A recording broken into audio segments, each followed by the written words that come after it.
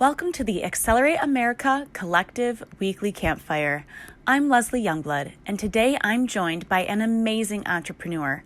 I truly hope you enjoy hearing their experiences and life path. Listen in. Manny, you are the co-founder of Brilla Media Ventures, and you serve as the company's CRO, COO, and publisher of Brilla's flagship digital platform, Nuestro Stories. Since 2008, Manny has founded 3 Hispanic media platforms that have had successful exits. Prior to Brilla, Manny was the founder and longtime CEO of Hispanicize, which he co-founded with his wife, Angela. Before launching Hispanicize, Manny was the founder and longtime CEO of the Hispanimark brands that included Hispanic PR Wire, Hispanic Digital Network, and Latin Clips, which he launched in 2000. Now, he sold those companies as an APA to the publicly traded United Business Media, now Cision, in 2008 for $5.5 million. And following the acquisition, became the president of multicultural services for PR Newswire, whom United Business Media acquired Hispanimark for. Now, obviously, you are an incredibly accomplished entrepreneur, more than 28 years of doing so many amazing things. We're so glad and appreciative that you're here with us today. Everybody, please welcome Manny to the Weekly Campfire. Yay. I love reading all that, Manny. That's just amazing. And there's so much in there that I want to know about and learn from. But really, I guess let's just kind of start at the beginning.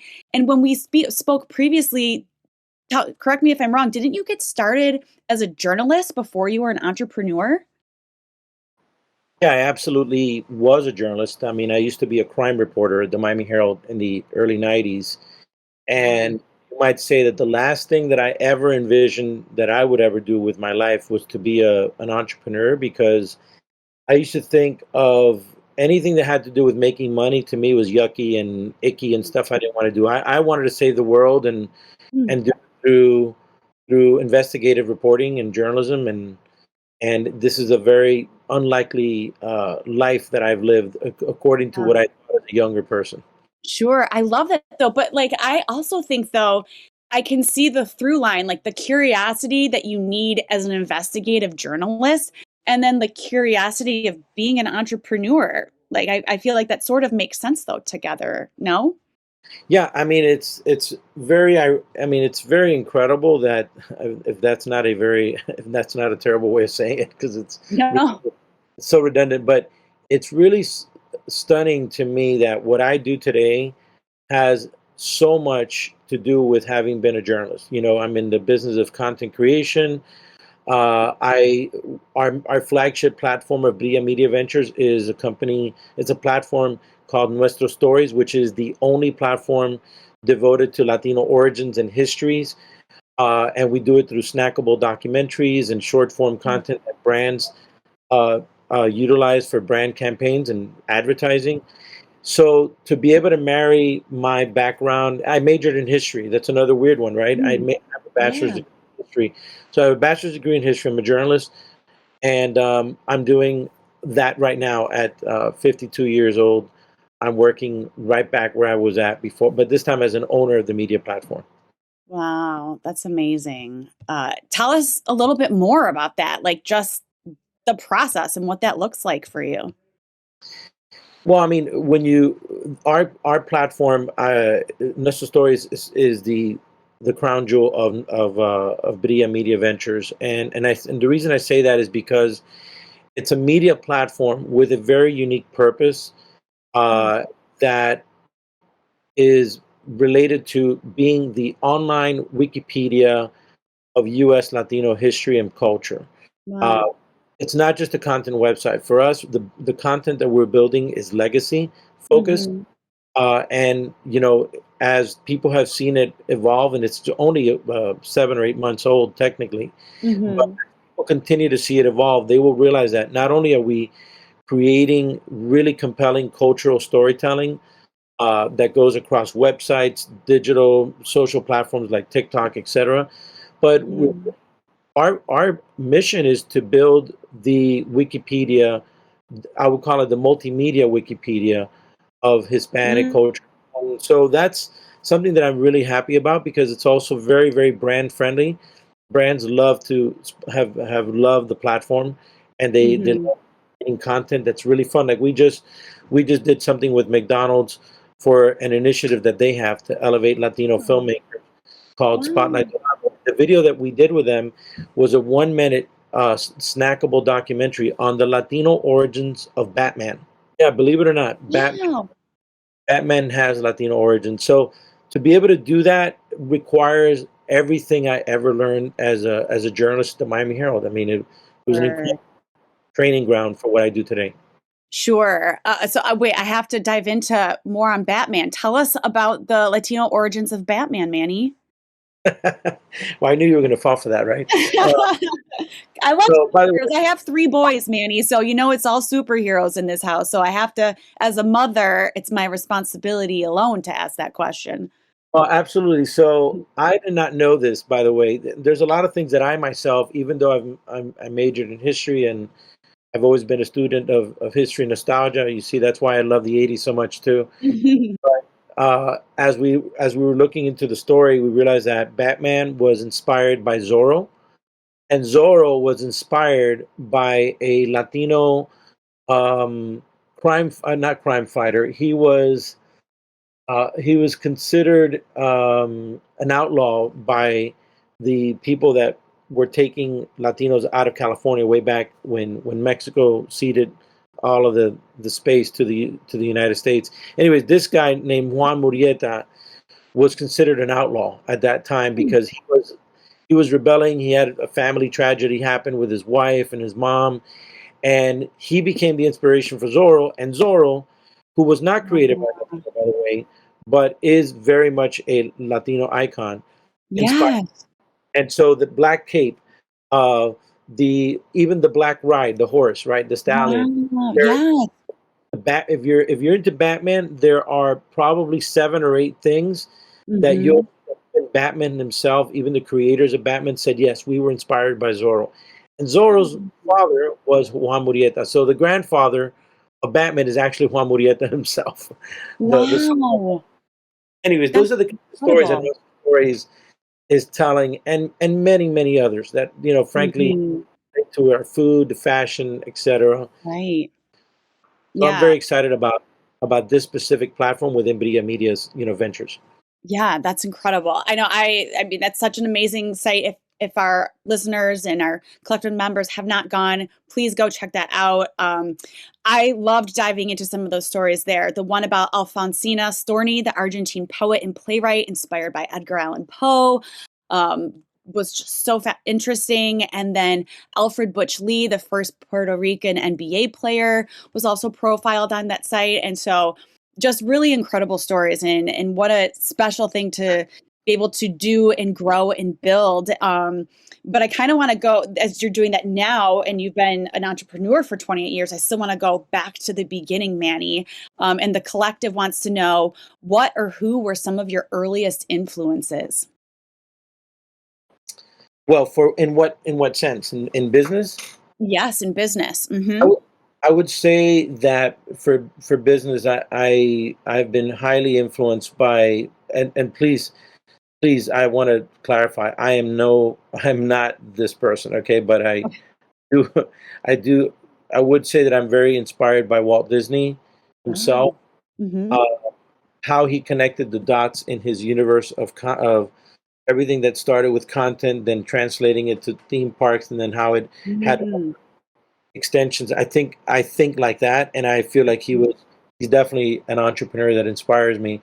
Another one is Steve Jobs. Uh, Hmm. did that to build this ecosystem that is this incredible powerhouse called Apple today.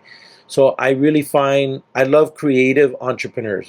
I would say that I am a creative entrepreneur. I get bored very easily. There Hmm. are probably some ideas that I would love to do that I could do that would relate to tech, very, very deep tech stuff, geeky stuff, but I Hmm. would probably find it boring. So for me, if it doesn't have something to do with content, amplification, or if there isn't a connection to something that's entertainment, it's not as interesting because I get bored very easily. Gotcha. So those are fantastic entrepreneurs to have as influences. And as you mentioned, you started out wanting to change the world. So tell us how you went from a very successful journalist. I believe you were a winner, co-winner of a Pulitzer-prize even. Tell us, how does one go from journalist to entrepreneur, Manny? Well, I mean, probably the way that it's happening now more than ever before, Mm, because of the way that journalism has been disrupted by many forces, including the internet, mhm. the web. Uh, so I literally did not mean to be an entrepreneur, and I didn't even mean to come into the media entrepreneurship business. I basically had a career change in 1995. I felt disillusioned with having worked at a newsroom, and even though I Um, learned so much there, I didn't feel that I was progressing, and I thought I was going to be a lawyer before I accidentally took what I thought would be a temporary job in public relations. And working in public relations, I realized that the only thing I was really, really good at was in working with the press. mm, Maybe I had been a journalist. So that led for me to eventually realize that there was a niche that needed to be filled, which was to create the first press release wire service, just like PR Newswire, but for the U.S. Hispanic media, which mhm.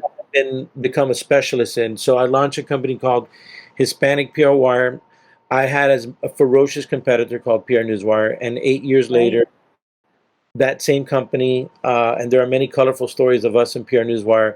That's Ooh. is the one that a publicly traded company that bought us in 2008, Mhm. and it was definitely very ironic to sell to that company, but it was a very unexpected journey as an entrepreneur. I never meant to be an entrepreneur, and now I've been an entrepreneur or a serial entrepreneur many times over, but Mhm. it's something I kind of backed into. I never planned it. I never majored in it. Nothing. It was just Mhm. something that I worked with what I know. And I think Right. that for entrepreneurs, it's important that if you're going to Hmm. take a journey, usually it'll be best if you start with something that you know rather than something that just seems like a great opportunity.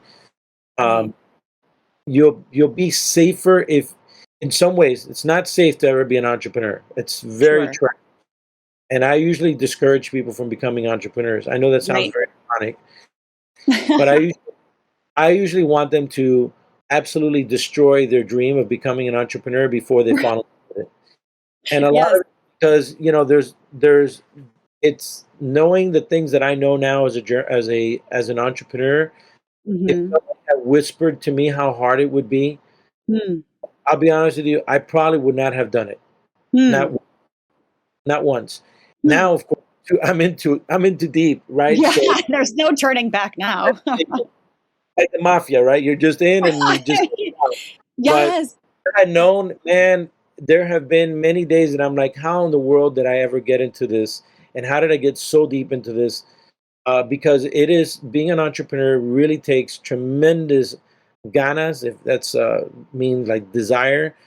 You've got to be extremely, exceedingly disciplined. You've got to have thicker skin than you can ever imagine. And you've got to be ready for so many no's, so many no's before you start get the yeses. Mm. Uh, you've got to have like a discipline really to focus on something and let a lot of life passes you by before Mm. you realize, like, my God, I have made tremendous sacrifice. So the Mhm. sacrifice is so great that I always tell people, steel yourself because Mm. it's not going to be as fun and as sexy as you think it is to be the CEO or any of those titles that people fall in love with. Sure. It's interesting. I just saw a clip, I believe it was on Instagram, and it was of Mr. Wonderful, who's Kevin O'Leary from Shark Tank. And he was Mhm. also saying the clip was like of him saying he tells people don't be an entrepreneurs because it's too hard. So so I Yeah. just think that's so interesting. And the other thing that I find is that I very early on I did get a sense that I needed to be careful with. I'm a bit of a dreamer, and many times I've had to really submit my ideas to what I call the hammer. Mm. The hammer is like Mhm. you have a great idea, you fell asleep, you woke up the next morning, you said, "Oh my God, that would be a terrific idea," and then you just start to really try to find every single hole that you can and Mhm. why that idea won't work. I think that putting your ideas through a very difficult process of self-analysis, really, really vetting it, and seeing how it could really, if it's going to be really disruptive, and like really understanding it without, don't fall in love with your idea before you try to kill it. And I think Right. that that would be something I would tell the entrepreneurs that are on today's program. Mhm. Yeah. So I think that's fantastic advice, and it, practical and, true. So knowing that, did you feel like you knew when it was time to go 100% in, like with your first business, like as somebody that didn't start out to be an entrepreneur, was there a moment where you're like, "Oh no, I'm an entrepreneur now and I have to commit to this 100%," or was it more gradual? No, I mean, I knew that I was going to have to leave my full time job. I did it in a very difficult time. I was fairly newly married. I Mhm. just had a son. I had just bought a house, and my now ex wife, they're friends, but my now ex wife was a school teacher, and I did not come from a background of money. And in fact, in my family, um, there had not been any success stories in Mm. entrepreneurship. So I didn't have the pedigree to be an entrepreneur by any stretch of the imagination. And Mhm. I know that I had a really good idea, and I felt that I could be successful with it, but I didn't have the capital. I didn't know how to raise money, and Mm. I really, I mean, honestly, it's by the grace of God, and I'm not exaggerating, that I made it as far as I did. But what I did learn was that, in addition to having great faith, and really having a company that I ran with integrity, the Mhm. other thing that really helped me was finding a niche and filling the gap, and doing it in such a way that for you to go in that foxhole with me and fight against me, you were going to die, because I was so niched inside something, and I was so Mm. good at one thing, Mm. that anybody that competed with me was going to have to be as ferociously, tenaciously focused and desiring of that than I was. And so I knew that I had found something that was feeling a need. It was not a $1 billion idea Right. or $100 million idea, Mhm. but it was enough to make a really good living and to eventually be bought out by a publicly traded company, which is something I never in a million years, I just wanted to have a little business. I never Sure. sell and then sell again and then sell again. Never I dreamed love of that. this. That's amazing. So you mentioned something in what you were just saying there that I want to come back to, because right now we have a grant competition for entrepreneurs to connect to $20,000 in funding, because in as a business owner, you're saying, like, I didn't have capital, I didn't know how to get that funding. What are some of those lessons that you learned about acquiring capital or funding that you can share today? Well, this is my favorite topic because I hate Ooh. it so much. uh, Man, you would think that after being part of three very public exits, like Mhm. myself, it would be easy to raise capital, but really it is really difficult. I think that there's a big part of this is also a bit of luck. Um, I would say that a lesson that I see, something that I see all the time, just talking in different circles and meeting with different people that are investing, a lot of people are looking for that $1 billion. They're looking for that. What do you call it? The unicorn ideas, Yeah. Oh, or sure. Mhm. they're looking for mini unicorns, $100 million. Yes. Right? Oh, yeah. Mhm. So I would say that uh, if you're not one of those people, then you've got to know who are the niche investors in your type of idea. So, for example, in our case, we are very much an entertainment and media company. Mhm. Well, that's a very different animal than where a lot of the dollars are allocated. But there are certain people, or in our case, we're a diverse owned company and we're about diverse content. Uh, Mhm. we've done it right 3 times over, so it's not like Yeah. we're not really a startup. Even though we're a startup now, we're not a startup. But even then, we still need to know how to find our niche investors, and for that, you really have to do your homework. Join as many of these, like Accelerate America. I'm part of. Mhm. Just got selected for the Black Ambition Prize ourselves recently, so that puts us in certain circles where those type of investors are there, but it's really difficult to raise capital. Mhm. So I've been told by I don't know how many people that you'll get. I don't know what's the ratio. I think it's like you get 40 no's or 70 no's for every one that says yes. So Sure. it's a lot of no's. You Hmm. just have to be ready for no's. How about Gotcha. that? Ready for Gotcha. no, and you'll be fine. Gotcha. That's great advice because that yes is out there. So keep searching and striving for that yes, which is a perfect way to pivot to this next question that the collective would like to know, Manny. And they are asking, what was a defining moment for you?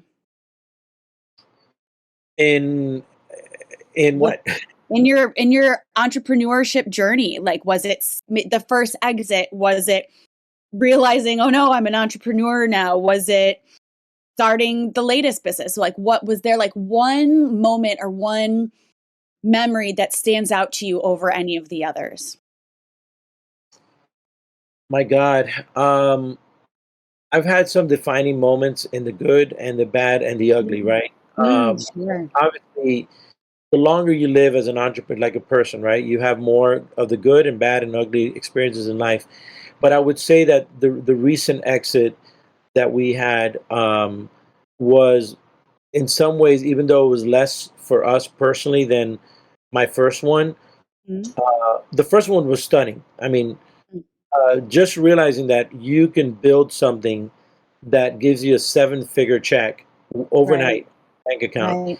a mind-blowing experience. I mean, Mm, especially I'm a blue-collar kid at heart, and mhm, I grew up in a blue-collar neighborhood. So that was a big defining moment. But the second, this other exit from this summer, I think was very powerful because mm, um, it marked also the my return to the Hispanic media and entertainment space and how we're mhm. working to redefine it. And it really just lifted us up. I mean, we sold the company in the midst of a major recession, the war Right. in Russia. Yeah. There were so many obstacles. I did not believe the company would sell. Let me put it that way. Wow. It still sold for the highest number of any of the companies that we've been a part of. Wow. That's amazing. Congratulations on that. That is incredible. I mean, just fantastic. I feel like we could talk the rest of the day about that and just, exits in general too. But the collective has their final question for you, Manny, and they would like to know what has been the biggest change in you from starting that first business to now. What would you say that is? Well, I always thought that a lot of what we did as entrepreneurs was a race. You have to race to be Mm, the first, race to be the first, because there was always an emphasis in the beginning of my career on mm, being the first. But mhm, now, the longer that I've done this, I realize that sometimes we strive too much to be the first instead of just being the best and mm, steady. And going slower sometimes is not a bad thing if what you're building every day is adding another stack to that building. And so I'm mhm, learning that lesson now, that you know there I have a plan right now that, based on certain things that we would execute with an investment, we mhm, will accelerate. But if we don't do that, then I am going to just be very tenaciously focused on, for example, Nuestro Stories and other things, mhm, do that really, really, really well, and have mhm.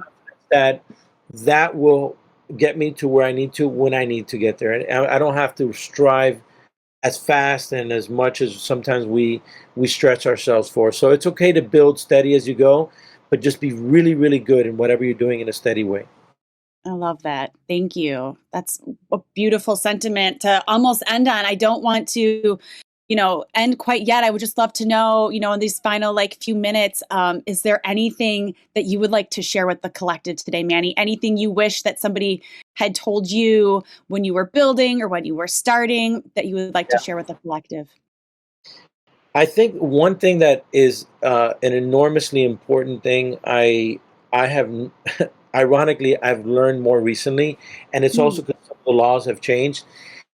I would encourage a lot of the entrepreneurs to consider starting their company as a Delaware C corp, oh, and and raising their capital as safes. Um, and the safe mechanism is very friendly towards investors, and it's friendly towards entrepreneurs, and it's really good because it's a universally accepted, respectable mechanism, and it doesn't force you to give up your shares of your company Oh, at a certain valuation today. It lets it be established a little bit further in the future, oh, and there's ways of working the safe. You can provide a discount, or you can do a cap oh. on how much the valuation goes, whatever. But study the safes.